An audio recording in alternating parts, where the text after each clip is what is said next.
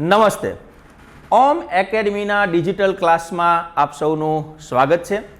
આજે આપણે વિજ્ઞાન વિષયમાં સૌથી મહત્ત્વનો ટોપિક એવો પાચનતંત્રનો અભ્યાસ કરશું. અને એક પાચનતંત્રની શરૂઆત કરતાં પહેલાં એક પ્રશ્ન હું તમને પૂછીશ, જેનો જવાબ તમારે કોમેન્ટમાં લખવાનો રહેશે. આપણને બધાને ખ્યાલ છે, વિજ્ઞાનનો જ પ્રશ્ન છે, બધાને ખ્યાલ છે કે નાના બાળકો 7-8 મહિનાના થાય એટલે દાંત આવવાની શરૂઆત થાય, જેને આપણે કહેવાય દૂધિયા દાંત. કુલ દાંતની સંખ્યા 32 હોય છે, તો ભાઈ દૂધિયા દાંતની સંખ્યા કેટલી હોય છે એ તમારે કોમેન્ટમાં લખવાનું રહેશે કે નાના બાળકોને જ્યારે દાંત આવે, જેને આપણે દૂધિયા દાંત કહીએ છીએ, એની સંખ્યા, કુલ સંખ્યા કેટલી છે એ તમારે કોમેન્ટમાં લખવાનું રહેશે.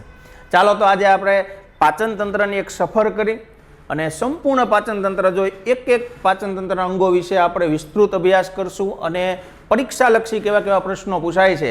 પાચનતંત્રમાંથી મારી એવી ગેરંટી કે આજે હું જે વિડીયો લઉં એમાં પાચનતંત્રના આટલા સમયમાં જે વર્ષોમાં જે પાચનતંત્રના પ્રશ્નો પૂછાયા તો હવે પૂછાય આની બહાર નહીં હોય, એ મારી 100%ની ગેરંટી. જોઈએ આપણે પાચનતંત્ર. તો પાચનતંત્રની શરૂઆત મોં દ્વારા થાય છે. પહેલાં ચિત્ર આપણે આખું આકૃતિ સમજી લે, પછી એક વિભાગ જોશું. તો મોં દ્વારા પાચનની શરૂઆત થાય છે. આ જ પ્રશ્ન ઘણીવાર પૂછાયેલો. પાચનની શરૂઆત જ મોં દ્વારા થાય. એનું કારણ શું? કારણ કે મોંની અંદર આવેલું છે લાળ રસ. આ લાળ રસ જે લાળ ગ્રંથિ દ્વારા જે લાળ રસ બને છે, લાળ ગ્રંથિઓ આપણે જડબાની નીચે હોય, અહીંયા ભાગમાં હોય, અને આપણા જે કાન હોય એની પણ નીચે હોય છે. ત્યાંથી જે લાળ ગ્રંથિમાંથી લાળ રસ હોય છે, એમાં એમાયરેઝ નામનો ઉત્સેચક હોય છે. ઉત્સેચકનું નામ યાદ રાખજો. આ બધું આમ તો હું હમણાં એક ભાગમાં લખીશ, અત્યારે ટૂંકમાં માહિતી આપું છું. એ એમાયરેઝ નામનો ઉત્સેચક એની અંદર ભળશે અને એ જે આપણે કોળીઓ ખાય છે, એ કોળીઓ એ ઉત્સેચક લઈને એનું તમારે જે જટિલ ઘટક છે એનું સરળમાં રૂપાંતર કરશે. એટલે કે જે જટિલ ઘટક ખોરાકનું છે એનું સરળમાં રૂપાંતર કરીને અન્નનળી મારફતે એ ખોરાકને જઠર સુધી પહોંચાડશે. જઠરની અંદર જઠર એક મિક્સરનું કાર્ય કરે છે, જે 3 કલાક ખોરાકને અલગ અલગ રીતના વલોવાશે અને ત્યાંથી ખોરાકમાં પ્રોટીનના પાચનની શરૂઆત જઠરથી થઈ જાય. પ્રોટીનના પાચનની શરૂઆત ક્યાંથી ભાઈ થાય છે? જઠરથી થાય છે. અને જઠરમાં 3 ઉત્સેચકો અલગ અલગ હોય છે, જેમાં મંદ HCl, હાઇડ્રોક્લોરિક એસિડ. જઠર આખું એવું આપણું અંગ છે. અને એક પ્રશ્ન ખાસ જઠરમાં, આપણે જઠર વખતે પાછું રિપીટ કરશું કે સૌથી પહોળું અંગ પાચનતંત્રનું કોઈ હોય તો એ પણ જઠર છે. જઠરમાં મંદ HCl પ્લસ પેપ્સિન અને શ્લેષ્મ, આ 3 પ્રકારના નાના ઉત્સેચકો હોય છે. અને આ ત્રણેયનું કાર્ય છે એ પણ આપણે જોશું. ત્યાંથી ખોરાક વલોવીને પ્રોટીનના પાચનની શરૂઆત થઈને એ ખોરાક આગળ જશે. એ ખોરાક પહોંચશે નાના આંતરડામાં. આ જે છે આ આખું છે નાનું આંતરડું. ખાસ આ જે છે એ નાનું આંતરડું છે, કહેવાય નાનું. લંબાઈ એની ઘણી બધી હોય, એની આપણે ચર્ચા કરશું, કેમ કે લંબાઈમાં સૌથી મોટું, જો પાચનતંત્રમાં કોઈ મોટું અંગ હોય તો એ નાનું આંતરડું છે. 6.5 મીટર જેટલી એની લંબાઈ હોય છે. અને નાના આંતરડામાં સંપૂર્ણ પાચન થાય છે. સંપૂર્ણ જો કોઈ પાચન થતું હોય તો એ નાના આંતરડાની અંદર થાય છે. એટલે સંપૂર્ણ પાચન થાય છે. અને તેમાં પ્રોટીન, કાર્બોહાઈડ્રેટ, આપણે ટોટલ 6 આહારના ઘટકો હોય છે. આપણે જે પોષણ લઈ ખોરાક ખાય એમાં 6 આહારના ઘટકો હોય છે, જેમાં પ્રોટીન, કાર્બોહાઈડ્રેટ, વિટામિન્સ, ખનિજ ક્ષારો, પાણી, ચરબી, અને હવે 7મું એક અત્યારે ભળી ગયું છે ફાઈબર. તો આ જે આહારના ઘટકો હોય એ આહાર ઘટકોનું સંપૂર્ણ પાચન નાના આંતરડામાં થશે. હવે નાના આંતરડાને આ સંપૂર્ણ પાચન કરવા માટે સહાયક અંગો જરૂર પડશે. તો એ સહાયક અંગો તરીકે એક છે યકૃત, જે તમને અહીંયા જોવા મળે છે યકૃત, અને એક છે એનું આવશે નાનો યકૃત, અને એક અહીંયા આવશે સ્વાદુપિંડ, જે અહીંયા જોવા મળશે સ્વાદુપિંડ. એ યકૃત અને સ્વાદુપિંડ. યકૃતમાં એક પ્રશ્ન ખાસ હોય છે, સૌથી મોટી શરીરની સૌથી મોટામાં મોટી જો ગ્રંથિ હોય તો યકૃત છે. એ પણ પ્રશ્ન પૂછાય છે. અને સ્વાદુપિંડ, આ બંને એને મદદરૂપ કરશે. કઈ રીતે એ આપણે આગળ જોશું. અને ત્યારબાદ જે ખોરાક હવે જે અપાચિત ખોરાક છે, જે હવે નથી પચેલો અથવા પાચન થઈ શકે તેમ નથી, અપાચિત ખોરાક છે, તેનું અભિશોષણ થવા માટે મોટા આંતરડામાં ખોરાક જશે અને મોટા આંતરડામાં એ ખોરાકનું અભિશોષણ થઈને એ ખોરાક આપણે મળ મારફતે, મળાશય અને મળદ્વાર મારફતે આપણે એ ખોરાકને દૂર કરશું. અહીંયા સંપૂર્ણ આપણી એક કોળિયાભાઈ, જે આપણે કોળિયો ખાય છે, એની યાત્રા અહીંયા પૂરી થશે. હવે એક એક સ્ટેપ બાય સ્ટેપ આપણે જોશું. જ્યારે મને જરૂર પડશે ત્યારે હું ચિત્રની શરૂઆત કરીશ. આ આપણે વાત કરી મુખની. પહેલું આપણે જોશું મુખ.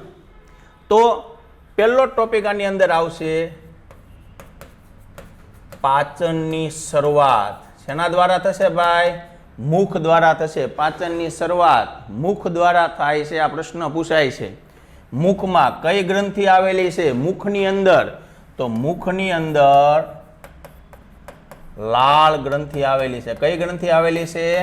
લાળ ગ્રંથિ આવેલી છે. અને લાળ ગ્રંથિમાંથી જે રસ છે એને કહેવાય આપણે લાળ રસ. અને લાળ રસ છે એમાંથી કયો ઉત્સેચક છે? એમાયલેઝ નામનો ઉત્સેચક. ખાસ યાદ રાખજો, એમાયલેઝ નામનો ઉત્સેચક લાળ રસમાંથી આવશે.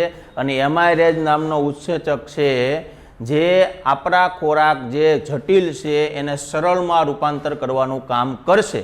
અને જે કાર્બોદિત છે, કાર્બોહાઈડ્રેટ છે, એના પાચનની શરૂઆત આમ જોઈએ તો થઈ જશે, કેમ કે ન્યાય સરળમાં રૂપાંતર શરૂ કરી દેશે. એટલે લાળ ગ્રંથિ, લાળ રસ અને એમાયલેઝ નામનો ઉત્સેચક. હવે આખી પ્રક્રિયા એવી છે કે એમાયલેઝ પહેલા ખોરાકને માલ્ટોઝમાં ફેરવે છે. આખી આ પ્રક્રિયા એવી છે કે એમાયલેઝ ખોરાકને માલ્ટોઝમાં ફેરવે છે અને માલ્ટોઝના પછી ગ્લુકોઝમાં રૂપાંતરણ થાય છે. એવી આખી એક આની પ્રક્રિયા છે.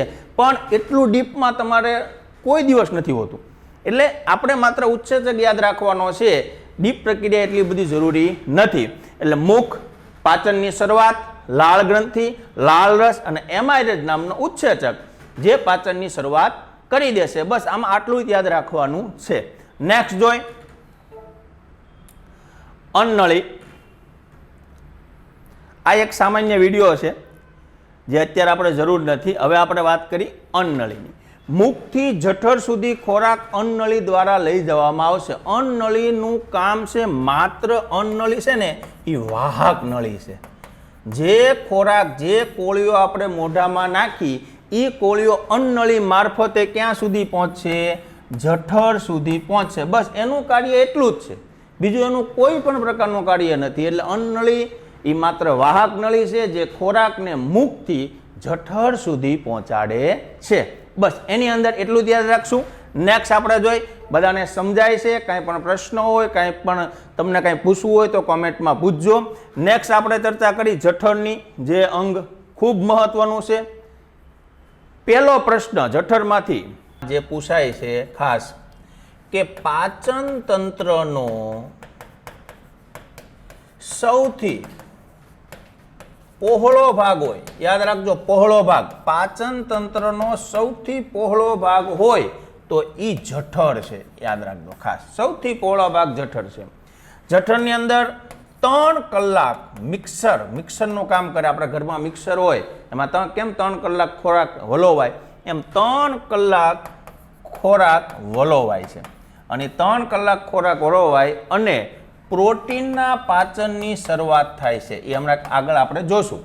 જઠરમાં જઠર રસ ભળે છે અને જઠર રસની સાથે 3 પ્રકારના અલગ અલગ ઉત્સેચકો આવે છે, જેમાં એક છે મંદ HCl. જો જઠર છે ને સાહેબ એસિડિક માધ્યમનું કામ કરે. આપણો ખોરાક ત્યાં પહોંચે એટલે એસિડિક માધ્યમની અંદર જ પ્રવેશે છે, કેમ કે એની અંદર મંદ HCl આવેલું જ છે, હાઇડ્રોક્લોરિક એસિડ એ આવેલું જ છે.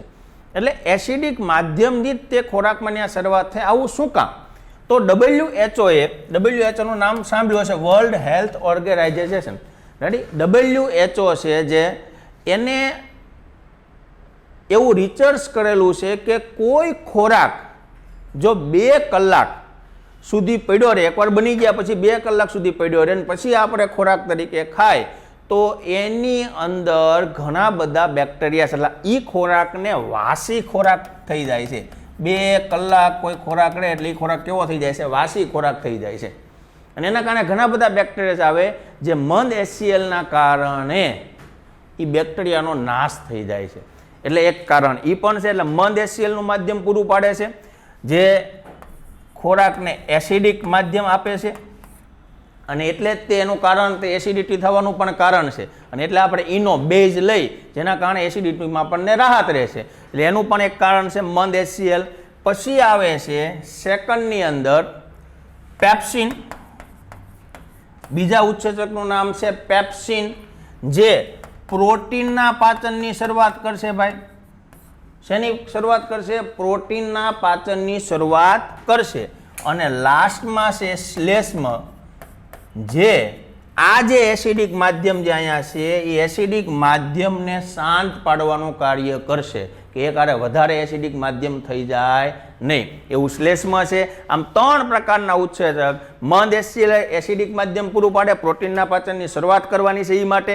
પેપ્સિન જે પ્રોટીનના પાચનની શરૂઆત કરે. પ્રોટીનના પાચનની શરૂઆત શા માટે ભાઈ જઠરથી થાય છે? એનું પણ એક વૈજ્ઞાનિક કારણ છે.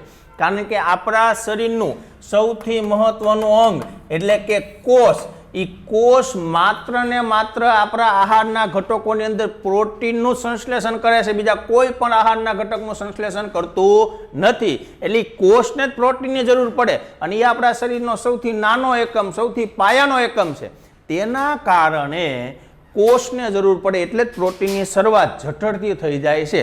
પ્રોટીનનું સંપૂર્ણ પાચન ન થાય પણ પ્રોટીનના પાચનની શરૂઆત જઠરથી થાય છે. ફરીથી મહત્વનું છે એ પાચન તંત્રનો સૌથી પહોળો ભાગ એટલે એ જઠરની અંદર આવશે, એટલે એ ખાસ યાદ રાખજો.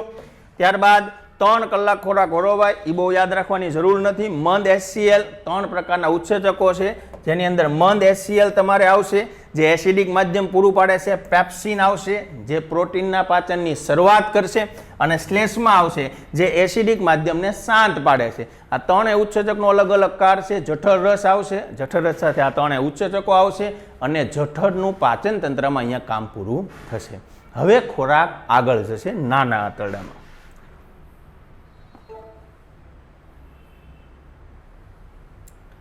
હવે નાનું આંતરડું જ્યારે આપણે ભણી ત્યારે ભેગું ભેગું યકૃત ભણવું પડે એનું કારણ છે. એ કારણ આપણે જોઈએ. પહેલો પ્રશ્ન આની અંદર પૂછાય છે અને આ પ્રશ્ન તો ઘણીવાર ખૂબ અટવાડે છે કે નાના આંતરડાની શરૂઆત ક્યાંથી થાય અથવા નાના આંતરડા જે શરૂઆત થાય એ ભાગને શું કહેવાય? તો ખાસ યાદ રાખજો, નાના આંતરડું ના શરૂઆતનો જે ભાગ છે જેને પક્વાશય કહેવાય. શું કહેવાય સાહેબ?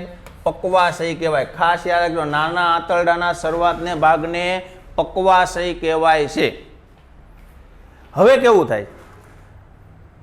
એસિડિક માધ્યમ હતું.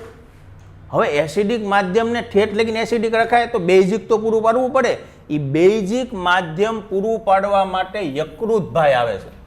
બેઝિક માધ્યમ પૂરું પાડે કઈ રીતના? તો યકૃત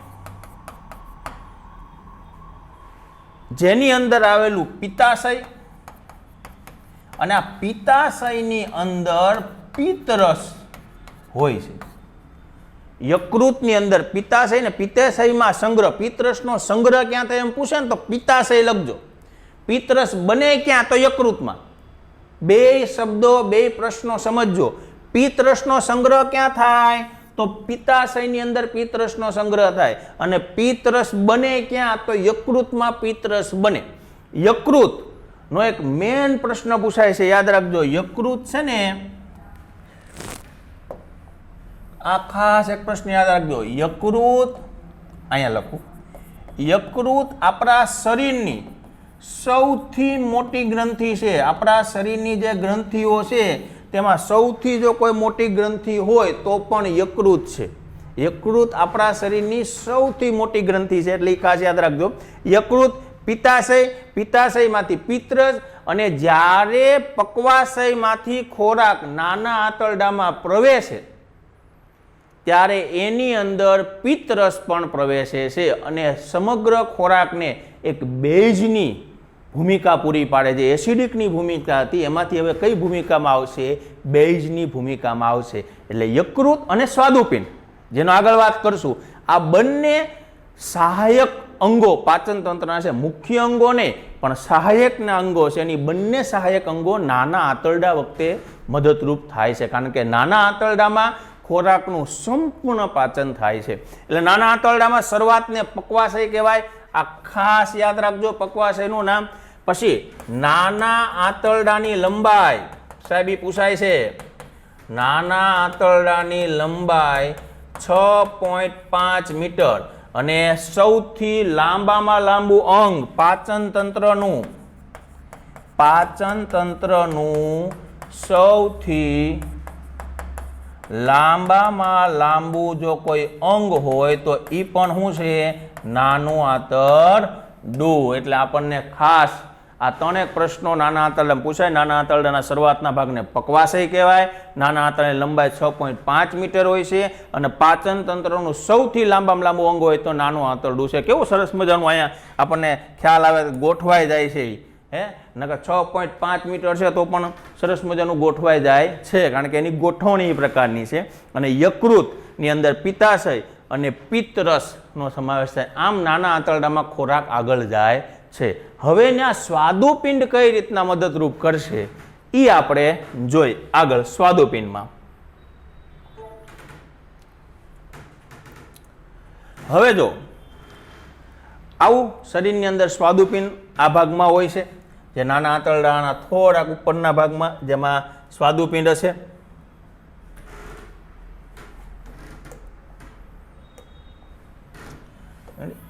સ્વાદુપિંડ, આ સ્વાદુપિંડથી શું કાર્ય કરશે? નાના આંતરડામાં ખોરાક આવ્યો, સંપૂર્ણ પાચન થવાનું છે. એમાં સ્વાદુપિંડમાંથી બે પ્રકારના ઉત્સેચકો આવશે. કયા કયા? તો એક આવશે લાઇપેજ અને એક આવશે ટ્રિપ્સિન. આ બે પ્રકારના ઉત્સેચક આવશે, એક લાઇપેજ અને એક આવશે ટ્રિપ્સિન. આમાં લાઇપેજ છે એ ચરબીનું પાચન કરશે. કેનું પાચન કરશે સાહેબ? ચરબીનું. લાઇપેજ નામનો ઉત્સેચક છે, નામ ખાસ યાદ રાખજો. એ ચરબીનું પાચન કરશે અને ચરબીનું ફેટી એસિડમાં ફેરવશે. ચરબીનું કેમાં ફેરવશે? ફેટી એસિડમાં ચરબીનું રૂપાંતર કરશે. અને ટ્રિપ્સિન છે જે પ્રોટીનનું પાચન કરશે અને પ્રોટીનને એમિનો એસિડમાં કન્વર્ટ કરશે. પ્રોટીનને કેમાં કન્વર્ટ કરશે? એમિનો એસિડમાં કન્વર્ટ કરશે. આ બે ઉત્સેચકો ક્યાંથી આવશે? સ્વાદુપિંડના સ્વાદુ રસમાંથી. સ્વાદુપિંડના સ્વાદુ રસમાંથી. સ્વાદુપિંડ એ આપણા પાચન તંત્રની સહાયક ગ્રંથિ છે, સહાયક અંગ છે. લાઇપેજ અને ટ્રિપ્સિન સ્વાદુ રસમાંથી બે ઉત્સેચક આવશે. લાઇપેજ ચરબીનું પાચન કરશે, એનું ફેટી એસિડમાં કન્વર્ટ કરશે. ટ્રિપ્સિન પ્રોટીનનું પાચન કરશે, એમિનો એસિડમાં કન્વર્ટ કરશે.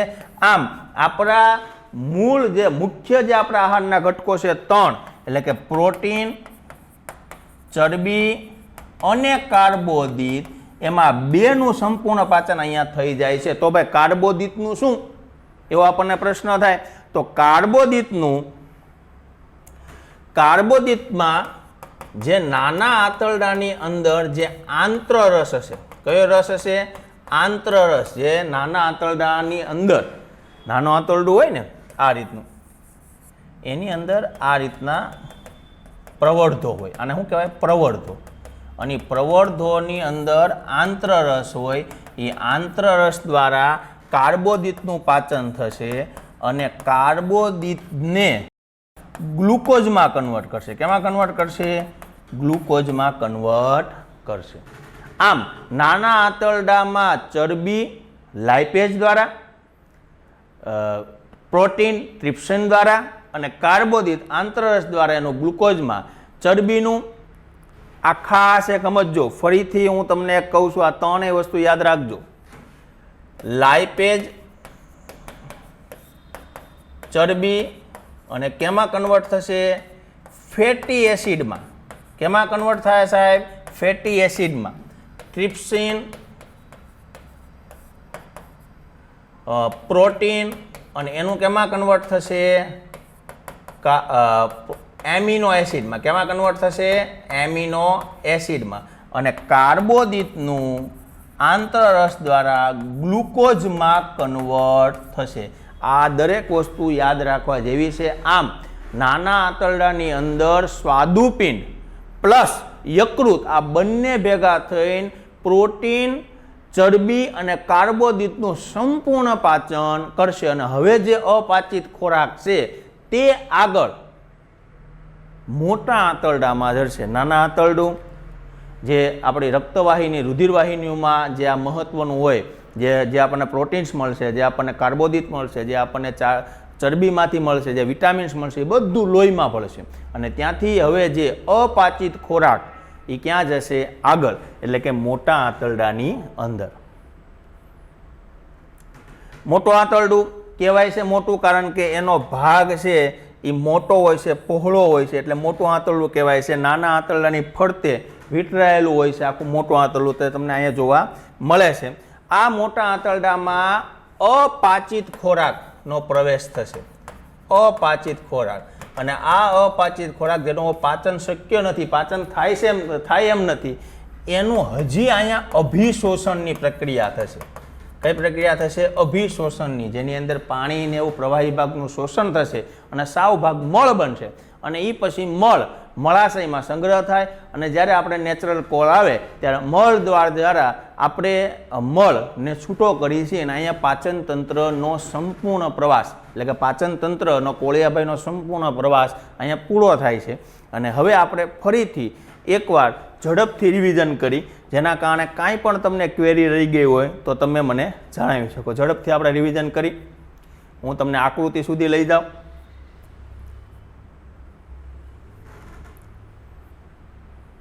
ઓકે,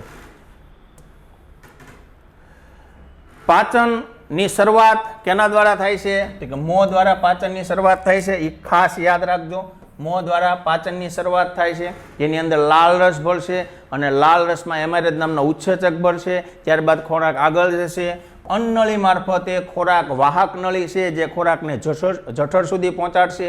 જઠર એ પાચન તંત્રનો સૌથી પહોળો ભાગ છે, જેની અંદર 3 પ્રકારના જઠરરસમાંથી ઉત્સેચક આવશે, જેમાં મંદ HCl, પેપ્સિન અને શ્લેષ્મ, જે એસિડિક માધ્યમ પૂરું પાડશે, પ્રોટીનના પાચનની એક શરૂઆત કરી દેશે. ત્યારબાદ એ ખોરાક નાના આંતરડામાં પ્રવેશશે, જેમાં યકૃત અને સ્વાદુપિંડ એના સહાયક અંગો બનશે, જેમાં નાના આંતરડામાં સંપૂર્ણ પાચન થાય છે. નાના આંતરડું આપણા શરીરનું સૌથી મોટું અંગ છે, એટલે કે લાંબુ અંગ છે આપણા પાચન તંત્રનું સૌથી લાંબામાં લાંબુ અંગ. તો નાનું આંતરડું 6.5 મીટર જેટલી એની લંબાઈ છે.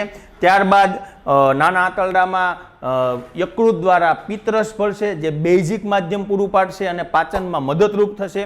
નાના આંતરડાના શરૂઆતના ભાગને પકવાશય કહેવાય છે. અને એની સાથે સ્વાદુપિંડ, જેમાં સ્વાદુરસમાં 2 પ્રકારના ઉત્સેચક આવશે. એમાં લાઇપેજ, જે ચરબીનું કન્વર્ટ કરશે ફેટી એસિડમાં, ટ્રિપ્સિન, જે પ્રોટીનનું કન્વર્ટ કરશે એમિનો એસિડમાં, અને નાના આંતરડાની અંદર રહેલા જે આંતરરસ છે, જે કાર્બોદિતનું કન્વર્ટ કરશે ગ્લુકોઝમાં. અને ત્યારબાદ એ ચરબી, કાર્બોદિત અને પ્રોટીનનું સંપૂર્ણ પાચન થયા બાદ એ ખોરાક આગળ અપાચિત ખોરાક, જે હવે નકામો છે શરીર માટે, એ મોટા આંતરડામાં જશે. અને મોટા આંતરડાની અંદર એનું અભિશોષણ થશે. અને ત્યારબાદ એ ખોરાક મળાશય દ્વારા, મળદ્વાર દ્વારા દૂર થશે. આમ સંપૂર્ણ પાચન તંત્ર અહીંયા આપણું પૂરું થશે. આની બહાર લગભગ પાચન તંત્રના પ્રશ્નો લગભગ નહીં પણ 100% પૂછાતા જ નથી. લગભગ પ્રશ્નો બધા આની અંદરથી હોય છે. જો તમને વિડીયો ખરેખર મહત્વરૂપ લાગ્યો હોય તો લાઈક કરજો, આ વિડીયોને શેર કરજો અને આપણી ચેનલને સબસ્ક્રાઈબ કરજો. અસ્તુ.